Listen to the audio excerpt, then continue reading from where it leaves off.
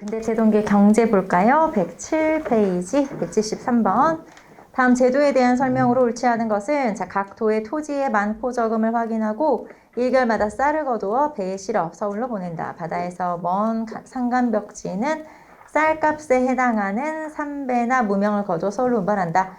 궁궐에서 쓰이는 물건, 종묘, 사직의 제사 및 사신 접대에 필요한 물품, 말먹이와 땔감까지 모두 이를 통해서 해결한다. 자, 원래는 특산물로 세금을 걷어야 되죠. 가호마다. 자, 그런데 이렇게 걷던 거를 쌀, 자, 쌀은 1결당 12두. 그리고 배나 돈으로 납부한다. 자, 이렇게 제도를 바꿨다라는 거죠. 자, 그럼 이 제도는 무슨 제도? 대동법이죠.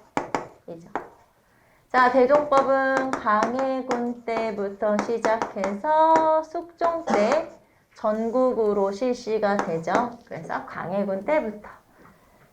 자, 그러면 대동법 한번 보도록 할까요? 일단 먼저 대동법 하면은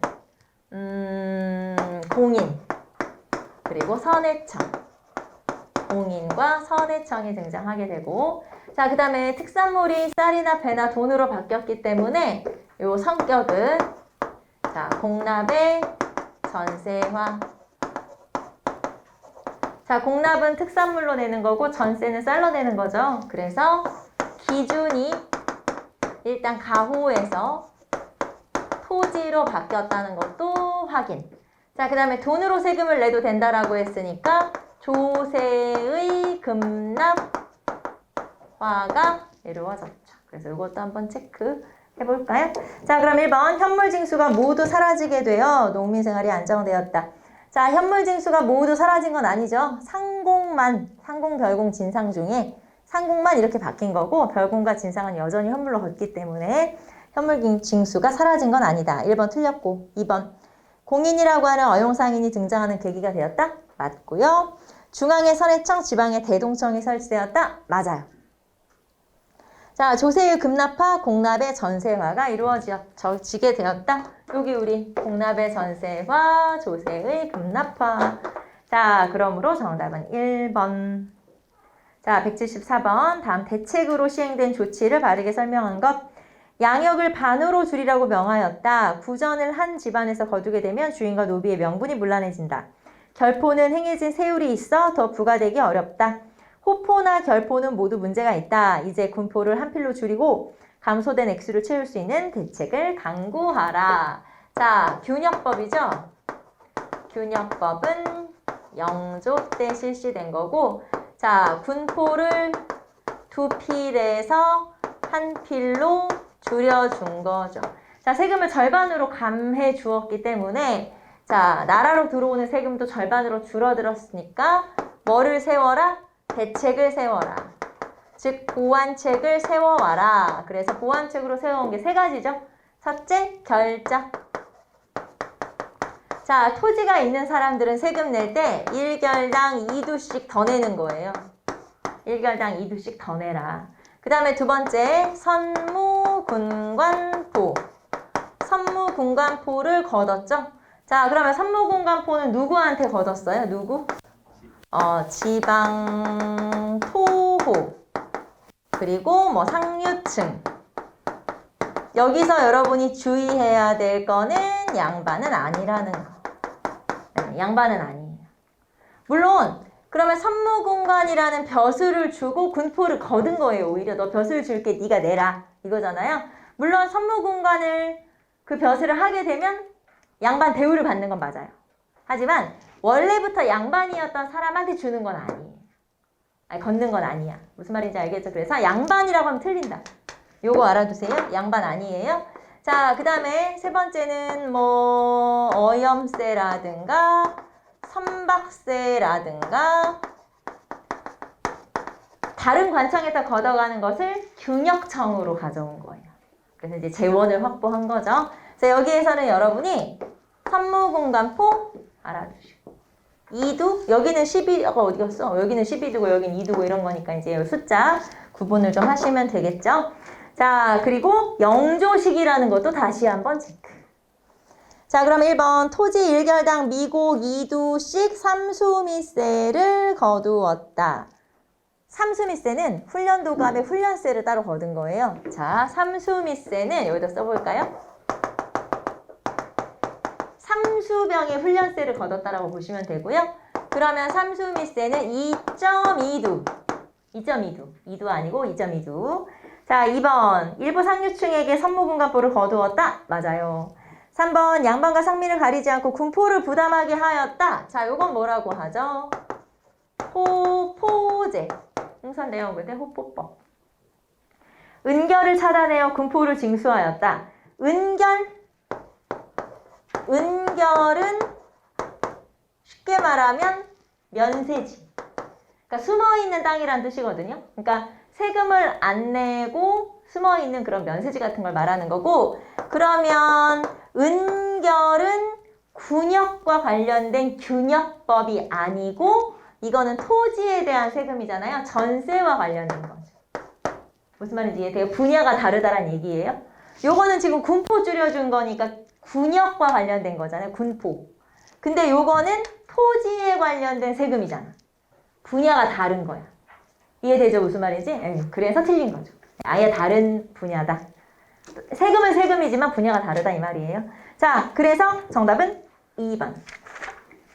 자, 175번 봅시다. 밑줄친 이것과 관련된 설명으로 옳은 것은, 자, 이것은 자기니 지주에게 일정액을 바치는 정액지대였다.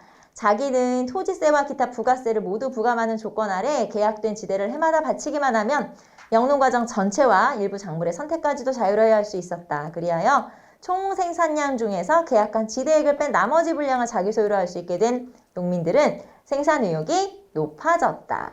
자, 첫 번째 줄에 이미 문장에 다 나와 있어요. 요 제도를 언급하고 있어요. 뭐라고 했냐면 지주에게 일정액을 바치는 정액지대였다. 자, 일단 지대. 지대는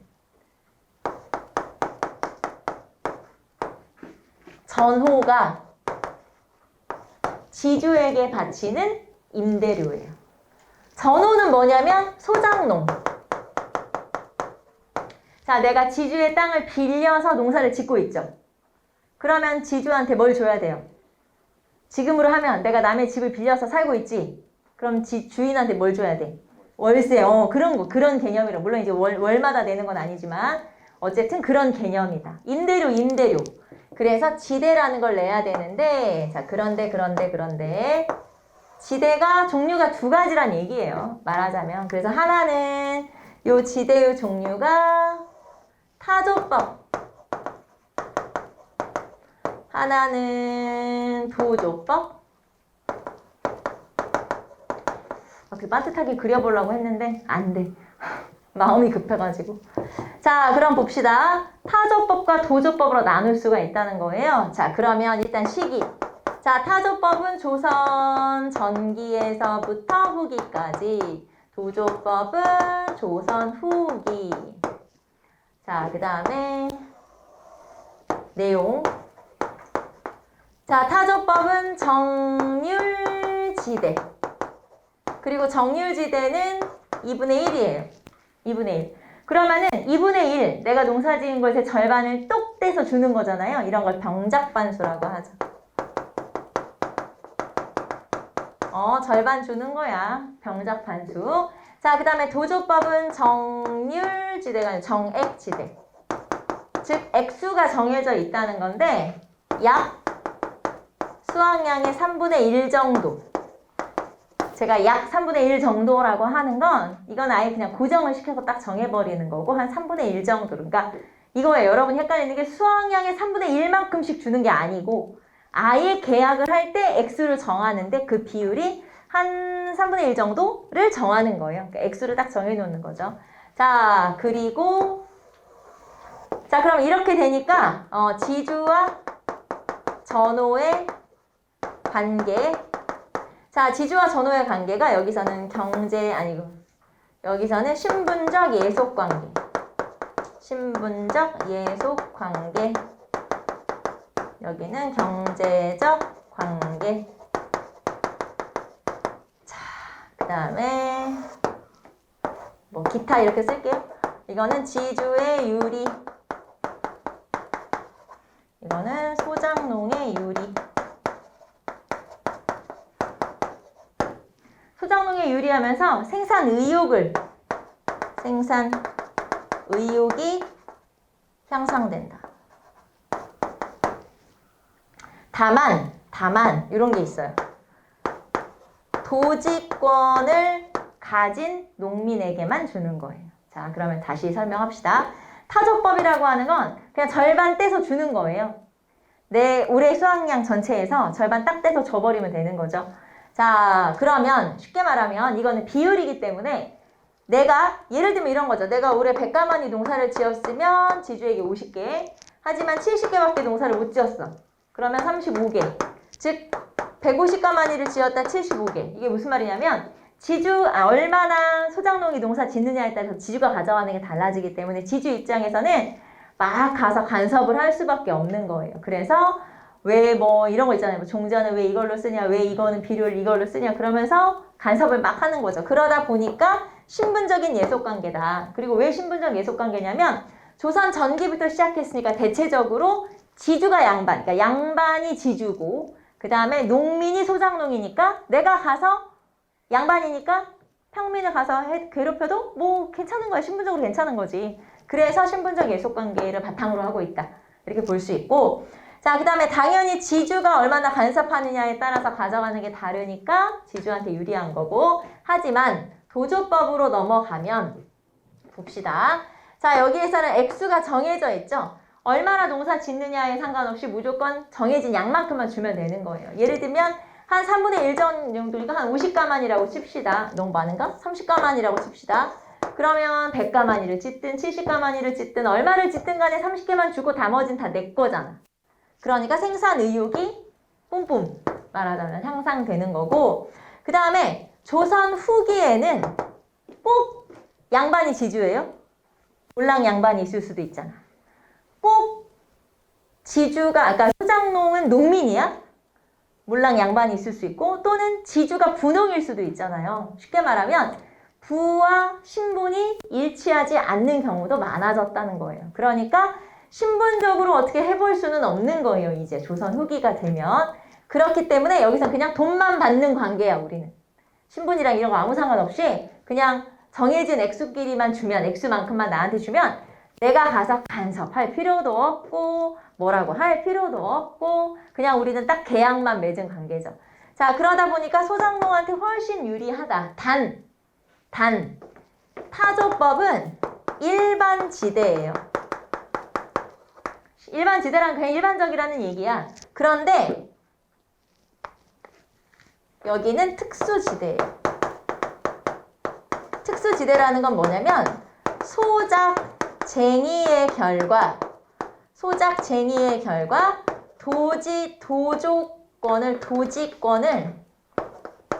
도지권을 가진 농민에게만 해당하는 거예요. 이게 무슨 말이냐면 쉽게 말하면 이런 거야. 내가 저항을 막 했어. 지주한테. 이렇게 하면 되냐? 막 이러면서 이제 저항을 했단 말이야. 그러니까 지주가 쫄았어. 그래서 알았어. 그러면 너는 도조법으로 해줄게.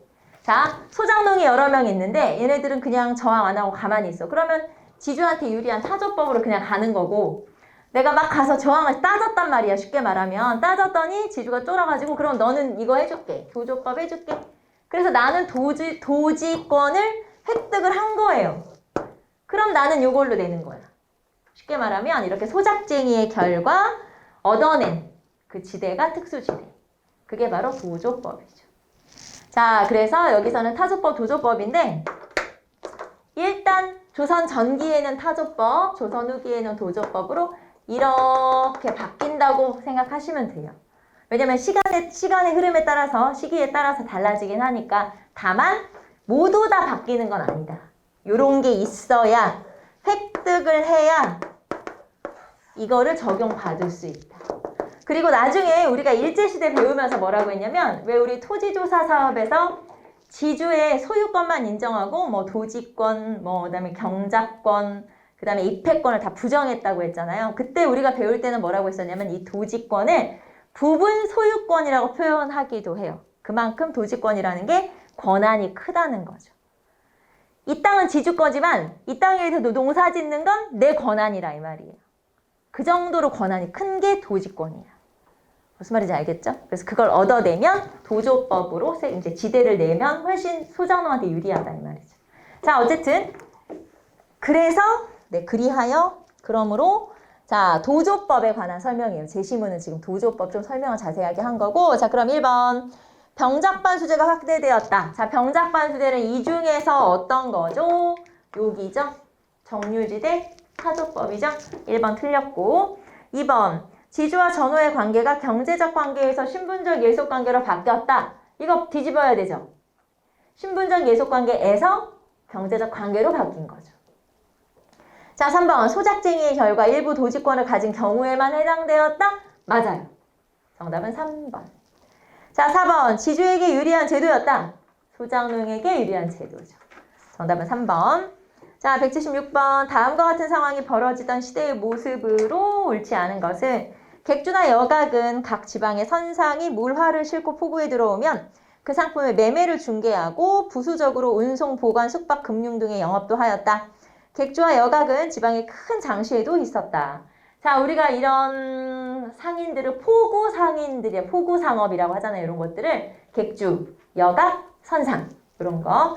객주와 여각의 원래 제일 중요한 뭐라고 할까요? 역할은 중개업. 그런데 여기에다가 뭐 창고업, 금융업, 숙박업 뭐 여러 가지 하는 거죠. 자, 그러면 요 시대를 물어봤으니까 시대는 언제? 조선 후기. 자, 그래서 1번 상품화폐 경제가 발달하면서 신용화폐가 점차 보급되었다. 자, 이때 사용된 신용화폐는 환이나 어음. 환이나 어음을 사용했었죠. 자, 그 다음 두 번째. 민간 수공업자에게는 대상인으로부터 자금과 원료를 미리 받아 제품을 생산하는 선대제가 유행했었다? 맞아요. 선대제가 유행했고, 자, 선대제를 통해서 수공업자가 좀 성장을 하게 되면 18세기에 독립수공업자로 성장을 하기도 하죠. 자, 그 다음에 3번. 덕대가 상인 물주에게 자본을 조달받아 광물을 채굴하고 재련하는 분업에 의한 협업이 일반적이었다. 덕대는 광산 전문가죠. 그래서 이 사람은 이런 자기 팀이 있다고 했고 분업과 협업. 자, 그래서 맞는 설명이고요. 4번. 장인들이 공장 안에 등록되기를 기피하면서 점이라고 불리는 작업장이 점차 사라졌다. 자, 일단 4번 수공업. 조선 후기 수공업. 자, 조선 후기 수공업에 관한 얘기를 좀 해볼게요. 자, 조선 후기 수공업은 일단 민간 수공업이죠, 당연히. 자, 관영 수공업이 유행을 했었고 조선 전기에는 당연히 조선 후기에는 민영 수공업. 자, 그런데 민영 수공업이라는 건 내가 공장 안이라는 데 소속이 되어 있었어요. 다 내 이름이 다 적혀 있었는데 명단이 있었는데 거기에서 이제 나는 빠지게 된 거죠. 쉽게 말하면 명단 자체가 없어진 거죠. 장부가 사라진 거예요. 그게 공장 안 폐지. 자, 그러면 나는 이제 이렇게 꼬박꼬박 불려가서 일 안 해도 되죠. 뭐만 내면 돼. 세금만 내면 돼. 자, 그런 세금을 내고 수공업은 자유로워진 거죠. 이런 걸 납포장이라고 그래요.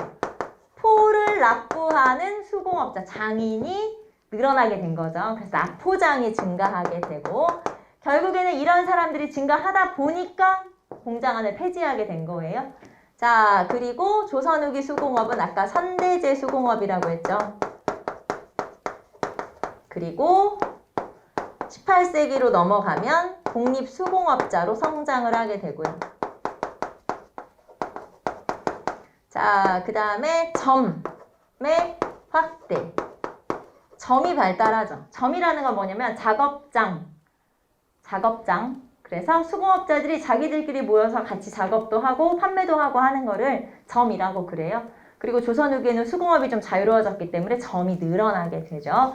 자, 그래서 이런 모습들이에요. 민영수공업이 당연히 실시, 그리고 공장안 폐지, 납포장 증가, 선대제 수공업, 점 확대. 이런 것들이 다 수공업과 관련된 모습이다. 자, 그래서 정답은 4번. 네, 정답은 4번 찾으시면 되겠죠. 자, 177번 볼까요? 다음 삼정 중 하나에 대한 시이다. 이 제도에 대한 설명으로 적절한 것은 자, 봄철에 좀 먹은 것 한 말 받고 가을에 정미 2말을 갚는데 더구나 좀 먹은 쌀값 돈으로 내라니 정미 팔아 돈으로 낼 수밖에. 남은 이유는 교활한 관리 살찌와 환관 하나가 밭이 천두락이고 백성들 차지는 고생뿐이어서 긁어가고 벗겨가고 걸핏하면 매질이라. 자, 봄에 쌀을 빌려주고 가을에 갚도록 하는 거. 이자 좀 쳐서 갚도록 하는 거죠. 이거 제도를 뭐라고 해요? 환곡. 여기 환곡제죠. 그리고 여기 삼정 중에 하나라고 했잖아요. 일단 우리는 이거부터 삼정이라고 하는 건 조선 후기에 내야 되는 세금 3가지. 그 3가지가 전세, 전정, 군포, 군정, 그리고 환곡. 이렇게 3가지죠. 전세, 군포, 환곡. 자, 그러면 봅시다. 이거는 지금 환곡을 말하는 건데, 환곡이라는 건 이제 춘대춘합이죠, 원래는. 그런데 나중에는 이게, 그러면 내가 가난한 사람들만 빌려가는 거잖아요. 근데 조선 후기가 되면 나 안 가난해. 환곡 필요 없어? 근데 무조건 세금처럼 야 다 빌려가, 싹 빌려가는 거야. 그 대신 이자를 쳐서 내는 건데 그 이자가 점점 늘어나는 거죠, 말하자면. 그래서 이렇게 고리대화되고 세금처럼 돼버리는 거예요. 자, 그러면 요 삼정 중에서 가장 피해가 컸던 거, 백성들의 피해가 컸던 건 환곡이에요. 그래서 환곡이 굉장히 백성들을 힘들게 했었구나 라는 걸 알 수 있죠. 자, 그러면 1번으로 가봅시다. 제시문 바로 넘어갈게요. 자, 이를 해결하기 위해서 방군수포제가 시행되었다. 일단 방군수포제니까 요거는 셋 중에 뭐겠어? 군포에 관련된, 군역에 관련된 제도죠. 물론 여기에 해당되진 않아요. 왜냐면 삼정이 실시되기 전에 조선 전기에 실시됐던 제도이기 때문에 이거랑 딱 매치되지는 않지만 1번은 군역과 관련된 거다. 군역과 관련된, 군대 가는 거잖아요. 이거는 군대와 관련된 거다. 이렇게 보시면 되고, 자, 2번 폐단을 해결하기 위해서 수미법이 제도되었다. 자, 뭐의 폐단을 시정하기 위해서 수미법이 실시됐을까요? 방납의 폐단. 자, 그러면 방납의 폐단 때문에 수미법이 실시됐다는 건 이거는 공납. 그래서 방납의 폐단이 문제가 되고 수미법이 실시가 됐는데, 수미법이 이제 제시가 됐는데, 자, 실제로 수미법이 법으로 만들어져서 시행된 게 대동법. 수미가 뭐야? 수미, 쌀로 내자. 특산물 말고 쌀로 내자. 실제로 쌀로 내는 제도를 실시했잖아요. 그게 대동법이잖아. 그래서 아하, 이게 결국에는 대동법으로 실제 실시된 거구나.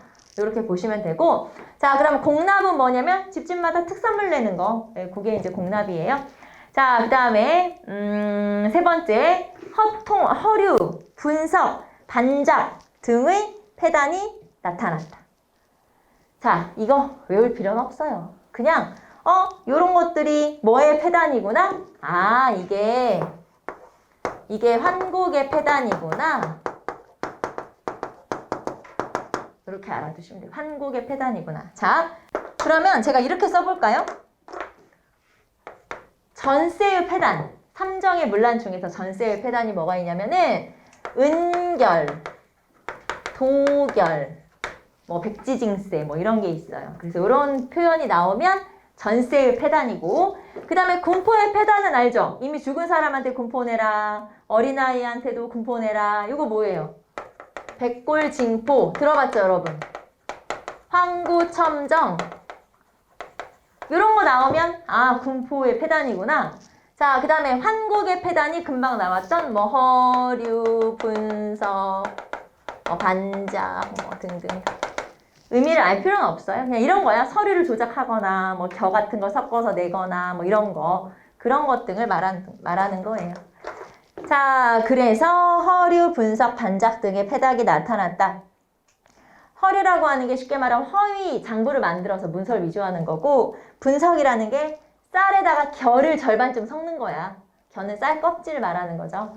자, 그 다음에 반작이라고 하는 건 말 그대로 이것도 출납에 대해서 허위 문서를 기재하는 거. 다 그런 거예요. 서류 조작하고 이런 거. 자, 그래서 이런 것들은 환곡의 폐단이구나. 자, 4번. 공법에서 영정법으로 바뀌면서 백성들의 삶이 개선되었다. 자, 영정법이 실시되면서 백성들이 살기 좋아졌냐? 요거죠? 아니라고 했었죠. 영정법은 1결당 4도로 세금을 고정시킨 건데 어떻게 보면 줄여준 거나 마찬가지인데 결국에는 토지에 대한 세금은 지주가 내는 거기 때문에 지주 세금 줄여준 거나 마찬가지고 백성들은 오히려 부가세를 내야 된다든가 아니면 지주가 세금을 전가한다든가 그래서 오히려 더 힘들어졌다라고 했죠. 자, 정답은 3번 체크하시면 되고 여기서는 3정 3가지 전정, 분정, 환곡 요 3가지 자 그리고 환곡의 폐단이랑 이런 폐단들 한번 보시고 네, 뭐 특별히 뭐 이런 거 따로 암기하실 필요는 없어요. 그 대신 이건 알아야 돼. 이 중에서는 도결이라고 하는 게 가끔 시험에 나오는데 도결은 뭐냐면 제가 수령, 여러분이 백성, 내가 공금횡령을 했어. 그럼 내가 갚아야 되죠. 내가 안 갚고 여러분한테 n분의 1로 나눠서 내라. 니들이. 내가 공금횡령한 걸 니들이 n분의 1로 나눠서 내라. 그리고 토지에 부과하는 거예요. 여러분의 토지에 부과하는 거다. 이런 식으로 하는 걸 도결이라고 해요. 자, 그 다음에 백골징포 환구첨정 정도는 알아야 되죠. 아, 이거는 군역의 폐단이구나. 이 정도. 정답은 3번. 자, 178번 봅시다. 다음에서 설명하는 상인에 대한 설명 옳지 않은 것. 이들은 등짐을 지고 전국에 장시를 돌아다니면서 물건을 파는 사람인데 집신에 간발을 치고 패랭이 쓰고 꽁무니에 집신 차고 이고지고 저자를 다니며 나무그루, 토기 등 비교적 싼 값의 물건과 금은, 동제품 같은 비싼 물건 등까지 파는 사람들이다. 자, 이렇게 이고지고 다니면서 장시와 장시를 연결하는 상인이죠. 물건 가지고 다니면서 파는 사람 뭐예요? 보부상. 네, 보부상. 그래서 보부상. 자, 보부상에서 여러분이 기억하실 거는 일단 첫 번째 관허상인이에요. 쉽게 말하면 관상 무슨 뜻? 나라로부터 허가 받았구나. 관상. 두 번째, 이 사람들은 상단이 조직되어 있어요. 보부상단. 쉽게 말하면 혼자 장사하러 다니는 것처럼 보이지만 사실은 조직이 있다. 이렇게 보시면 돼요. 그래서 이렇게. 자, 그 다음에 장시와 장시를 연결하죠. 장시와 장시를 연결해서 하나의 상권을 형성한다. 하나의 상권을 형성한다. 이게 바로 보부상. 자, 그러면 1번 장시를 무대로 활동하며 전국을 하나의 유통망으로 형성했다? 맞아요. 자, 그 다음에 자신들의 이익을 지키고 단결을 위해 상단, 조직, 상단을 조직했다. 단체를 조직했다. 맞아요.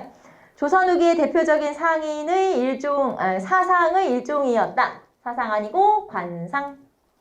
자, 4번 한국협회를 조직하고 독립협회를 탄압하기도 했다. 예. 여기는 여기다 써볼까요? 자, 이 보부상과 관련된 단체가 있어요. 그냥 여기다 씁시다. 단체. 보부상과 관련된 단체가 있는데 우리가 들어본 거, 이제 조선 후기에 들어본 게 해상공국. 1883년에 만들었고, 자, 해상공국이 어디 나왔지? 갑신정별 14기조 정강. 맞아요. 거기 뭐라고 나왔냐면 해상공국을 혁파하라. 쉽게 말하면 특권 상인을 없애라. 이런 뜻이거든요. 자, 그 다음에 한국협회. 자, 여러분 한국협회는 또 우리 어디서 배웠죠? 독립협회 해산시킬 때 충돌을 해가지고 야, 둘 다 해산. 요거잖아요. 둘 다 해산해버려. 요거죠. 자, 그래서 한국협회가 해산이 되고 나중에 이제 해산도 되고 그 다음에 대한제국, 그러니까 요 독립협회가 해산된 이후에는 상무사라는 단체에서 보부상까지 관리했어요. 이거는 딱 보부상 단체는 아니지만 이제 상업과 관련된 단체지만 상무사에서 관할을 한 거죠. 그래서 해상공국, 한국협회, 상무사 다 보부상과 관련된 단체다. 이렇게 보시면 되겠죠. 자, 그러면 우리 제시문에서 한국협회를 조직하고 독립협회를 탄압했다? 맞아요. 그래서 정답은 3번. 네, 3번 찾으시면 되겠죠.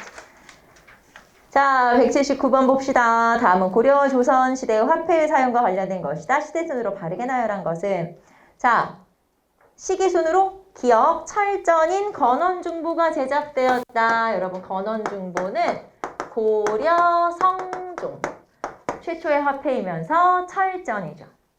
자, 사섬서를 설치하고 저화를 발행하였다. 사섬서 설치, 저화 발행, 조선태종. 조선태종. 자, 우리나라 지형을 본뜬 은병을 만들었다. 은병 고려 숙종. 이게 주전도감을 설치하고 은병을 발행하고. 자, 상공업의 발달에 따라 상평통보가 널리 유통되었다. 조선 숙종.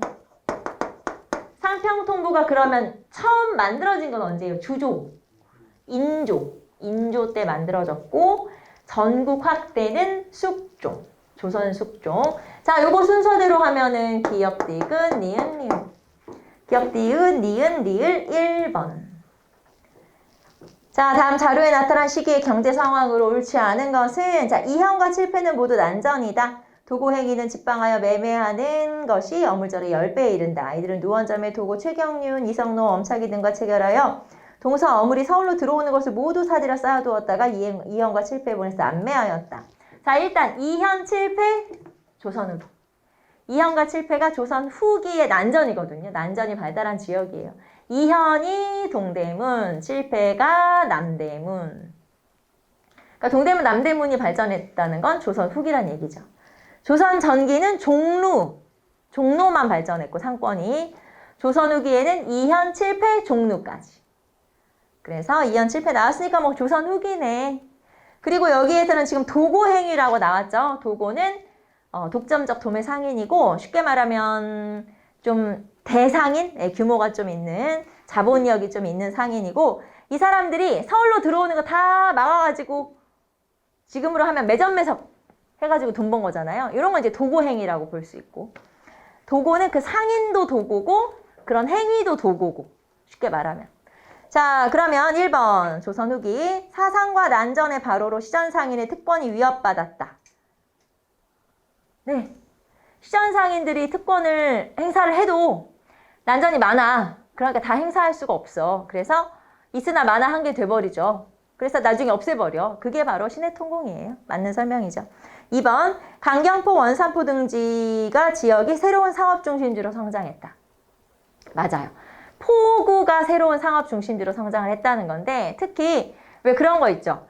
대동법 같은 게 실시되면 이제 쌀을 실어오고 해야 되는데 그런 걸 뭘로 실어오겠어? 배로 실어오잖아. 그러면은 포구가 중심지가 되는 거예요. 쉽게 말하면. 그래서 새로운 중심지들, 상업 중심지들이 생겨나게 되었다라는 뜻이에요. 그러니까 포구 상업도 발전하고 쌀이나 이런 것들을 세금으로 거두면 또 운반도 해야 되고 그러다 보니까 또 그 포구가 성장하고 이렇게 되는 거죠. 자, 그 다음에 3번 포구를 이용하여 경강상인이 선상활동을 하였다. 선상이 활발히 활동했다. 선상은 배를 이용해서 운송을 하는 그런 상인을 말하죠. 가장 대표적으로 경강상인 같은 상인을 선상이라고 해요. 자, 그래서 3번 맞고 4번 중개무역을 하던 송상이 운송업과 조선업을 지배하면서 거상으로 성장하였다. 자, 중개무역을 송상이 했다까지 맞죠? 왜냐면 청나라에서 가져온 거, 일본에 가져온 거 이런 물건들을 중개를 하는 건 송상이 맞으니까. 하지만 거기 보시면 조선업과 운송업이라고요. 자, 조선업은 배 만드는 산업을 말하는 거고 운송업은 그 배를 이용해서 이제 물건을 실어 나르는 걸 말하는 건데 조선업과 운송업이면 선상이겠죠? 가장 대표적으로 송상이 아니라 경강상인이겠죠. 그래서 경강상인에 대한 설명이에요. 자, 그러므로 정답은 4번.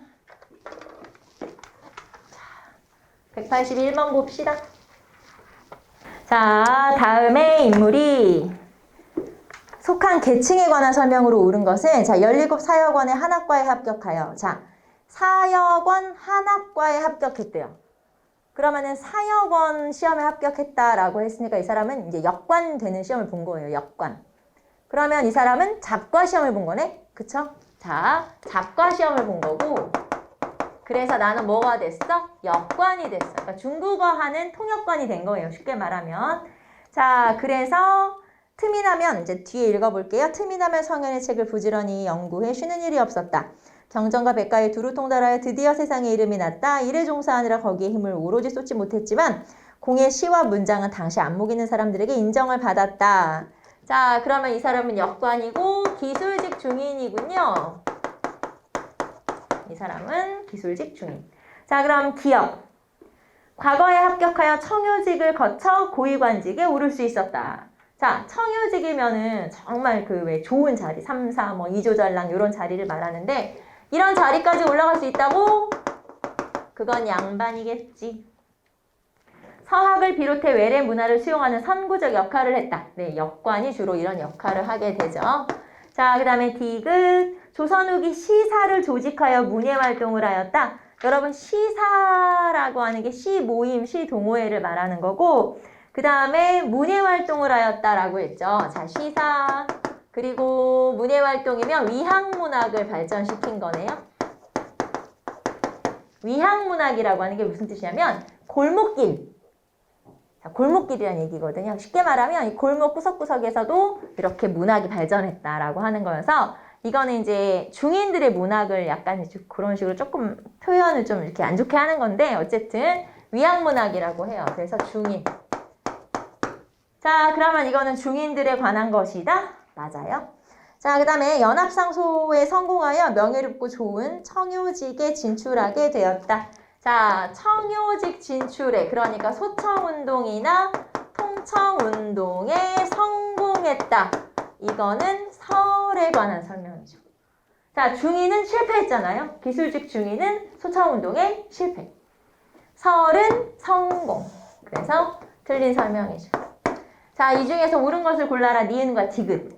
C. 중인. 기술직 중인. 정답은 3번. 자, 조선 후기 향촌 사회의 질서 변화에 대한 설명으로 가장 거리가 먼 것은 새로운 세력인 분홍층은 관권과 결탁하여 성장 기반을 굳건히 하면서 향안의 이름을 올리기도 하였다. 자, 분홍이 신향이죠. 그래서 이 신향이 성장을 해가지고 향안의 양반의 명단에 이름을 올리기도 했다? 네, 그랬죠, 당연히. 1번 맞고요. 2번, 향촌 사회에서 중앙의 관권이 강화되고 아울러 관권을 맡아보고 있던 향리의 역할도 커졌다. 자, 향촌에서 지금 이런 권한이 세진 사람이 누구냐? 조선 후기에 권한이 세진 게 수령. 그리고 수령을 보좌하는 향리. 자, 그러면 수령과 향리를 우리는 뭐라고 하냐? 관권이라고 해요. 그래서 관권이 강화되었다. 맞는 설명이죠. 자, 수령과 향리의 권한이 세졌다고 했죠. 그러면서 관권이 강화된 것이다. 맞아요. 자, 그 다음에 양반층은 향촌을 교화하고 사회 질서를 확립하기 위해서 향약, 향음줄의 향사례를 실시하기 시작하였다. 시작은 조선 전기죠. 그러면은 향약은 뭐 여러분이 알 것이고 향음줄에는 뭐야? 말 그대로 술 한잔 같이 하면서 선비들한테 배우고 뭐 이런 거예요. 말하자면. 자, 그 다음에 향사례는 사가 여기 뭐라고 해야 되지? 화살 말하자면은. 그래서 활쏘기 대회를 하면서 왜 그런 거 있잖아요. 심신을 연마하고 요런 거? 네, 요런 거예요. 활쏘기 대회. 예전에 그 성균관 스캔들이라는 드라마에서 요런 향사례 하는 요런 장면이 나온 적이 있었어요. 활쏘기 대회 같은 거 하는. 너무 여러분 옛날 드라마야? 너무 옛날 거냐? 그래, 그런 걸로 하자. 아무튼 그런 장면이 나와서 저도 성균관에서 저런 장면이라고 하고 생각해보니까 향사례를 저렇게 표현한 거구나. 향사례는 거기서뿐만 아니라 서원에서도 하죠. 네, 향사례 서원에서도 하고 성균관에서도 하고. 자, 그래서 요거는 조선 전기 시작했다고 했으니까 조선 전기예요. 자, 4번 양반의 이익을 대변하던 향회는 주로 수령이 세금을 부과할 때 물어보는 자문기구로 변질되었다. 자, 원래는 양반들을 위한 총회가 향회예요. 그런데 이게 수령이 세금 거둘 때 자문을 구하는 기구로 이건 이제 전락한 거죠. 변질, 전락. 맞는 설명이에요. 정답은 3번. 자, 그 다음에 183번. 가에 대한 설명으로 옳은 것은 자, 진산에 살던 양반 윤지충은 조상의 제사를 폐하고 신주를 불태워버렸다. 또 그는 모친이 별세했을 때 전통적 유교 상례에 따라 혼백을 모시거나 신주를 세우지 않고 제사도 지내지 않았다. 유림들은 상수와 통문을 통해 윤지충을 폐륜을 저지른 역적으로 몰아세우는 한편 가를 폐륜의 사학으로 단정하여 금지하고 탄압할 것을 주장하였다. 자, 뭐에 대한 설명이냐면 천주교에 관한 설명이고요. 자, 그러면 가는 천주교고 거기에 윤지충 사건이 나오잖아요. 요게 신해박해 정조 때 신해박해. 요 사건이 윤지충이 처형당한 사건이고 우리가 보통 신주 소각 사건이라고 하죠. 또는 진산 사건이라고도 하고. 이 사건 일어난 곳이 진산이거든요. 자, 그러면 천주교에 대한 설명으로 옳은 것은 1번 민족자립의 정신을 고취하고 새생활운동을 전개했다. 여러분, 새생활운동을 전개한 종교는 원불교. 원불교죠. 원불교는 일제시대 때 새로 생긴 종교예요. 불교를 대중화했다라고 하죠. 네. 자, 그 다음에 2번. 모든 사람이 평등하다는 시천주 사상을 강조했다. 자, 시천주, 인내천, 동학. 자, 그 다음에 말세우 도래와 왕조의 교체를 예언하며 민심을 혼란시켰다. 요게 이제 비기도참 같은 건데 이 비기도참 중에 가장 대표적인 책은 뭘까요? 정감록 맞아요. 그래서 정감록 또는 비기도참 뭐 이렇게 봐두시면 되고. 자, 안동 김씨의 세도정치 시기에 탄압이 완화되면서 활발하게 전파되었다. 요게 여러분이 좀 많이 이거 뭔 말이야 이렇게 헷갈릴 수가 있는데 이런 거예요. 순조가 즉위했을 때 순조가 11살의 나이에 즉위했으니까 정순왕후가 수렴청정을 했어요. 정순왕후가 수렴청정을 했는데 요 정순왕후 수렴청정기에는 누가 정권을 차지했냐면 노론벽파가 정권을 차지했어요. 그래서 노론벽파 집권. 자, 그런데 이 노론벽파가 집권을 하니까 당연히 남인을 탄압하게 된 거예요. 자, 노론벽파가 집권을 해서 남인을 탄압한 거고 남인을 탄압하다 보니까 천주교도 탄압한 거예요. 왜냐면 남인들이 주로 천주교를 믿고 있기 때문에 천주교를 탄압한 거고. 자, 그런데 이 정순왕후가 이 증조할머니야? 고조할머니 아무튼 할머니가 이렇게 살아있을 동안에는 탄압을 했잖아요. 그런데 할머니가 5년 뒤에 죽어. 사망이야. 그러면은 정순왕후 수렴청정기는 5년이면 끝나는 거죠. 그러면 그래도 아직 순조가 미성년자이기 때문에 장인어른이 집권을 하게 돼요. 김조순이라는. 그래서 안동김씨 세도정치기가 된 거예요. 자, 그런데 안동김씨 세도정치기에는 남인에 대한 탄압을 했냐? 아니요. 그냥 묵인이야, 묵인. 그러니까 천주교도 그냥 냅둬. 묵인이야. 천주교를 묵인한 거예요. 자, 그러면 천주교에 대한 탄압을 안 했으니까 천주교는 이때 어떻게 됐겠어? 전파가 막 되고 성장을 막 하고 그랬다는 얘기예요. 그래서 여기서 안동김씨 세도정치기에 탄압이 완화되었다라는 건 요 시기에 비해서 정순왕후 수렴청정기에 비해서 탄압이 훨씬 덜했기 때문에 요 시기에 천주교가 확 전파되었다. 요런 의미예요. 이해되죠? 무슨 말인지. 그래서 요 대시문을 여러분이 이거 뭔 소리야 이럴 수가 있는데 이제 알고 보면 그런 뜻이에요. 알겠죠? 그래서 정답은 4번이 맞는 설명이죠. 자, 184번 봅시다. 다음을 주창한 종교에 대한 설명으로 옳지 않은 것은 자, 서도로서 사람을 가르쳐야 하겠는가? 한이 아니다. 서도가 천주교예요. 야, 천주교로 해야 돼? 아니, 그런 뜻이에요. 그럼 천주교로 하지 말고 뭘로 해? 서도 말고 동학. 서도가 서학이니까 동학이죠. 그래서 여기서는 첫 번째 줄에 그런 뜻이고, 자, 영부의 모양은 태극의 그림과 같고 활궁을 겹쳐놓은 것과 같다. 이 부적을 받아가지고 사람들의 병을 고치며 또 내 주문을 받아가지고 모든 사람들로 하여금 나를 위하게 하라. 그러면 너도 역시 오래 살아서 온 세상을 이롭게 할 것이다. 동학.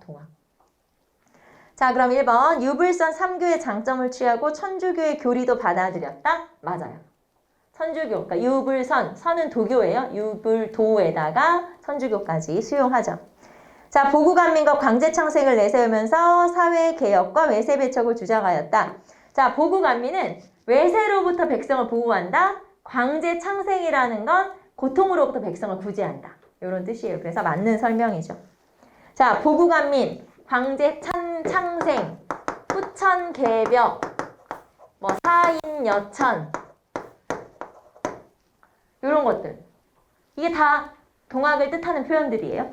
자, 시천주, 인내천은 당연히 제가 안 썼어요. 그냥 시천주, 인내천, 사인여천, 광제창생, 후천개벽, 보국안민.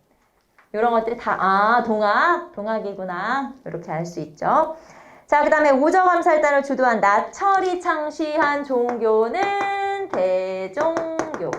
자, 대종교는 단군을 신으로 믿는 종교여가지고 탄압을 너무 많이 받아가지고 교단을 어디로 옮기지? 간도가 만주인데 이제 북간도로 옮기게 되는 거죠. 그래서 여기다 써볼까요? 자, 대종교는 1909년에 나철이 만들었고 단군을 숭배하는 거예요. 그리고 교단을 간도로 이동. 교단을 간도로 이동? 좀 이상한 표현이지만 무슨 뜻인지는 알겠죠. 이렇게 쓰기는 이렇게 썼지만 북간도로 이주를 했다. 그래서 이 대종교와 관련된 단체가 중강단, 북로군정서 뭐 이런 것들. 자, 정답은 3번이겠죠? 교리집으로 동경대전이, 포교 가사집으로 용담유사가 편찬되었다. 정답은 3번. 네, 체크하시면 되겠죠. 자, 184번까지 풀었고요. 185번부터 다음 시간에 풉시다. 자, 오늘은 여기까지 하도록 할게요. 여러분 수고하셨습니다. 감사합니다.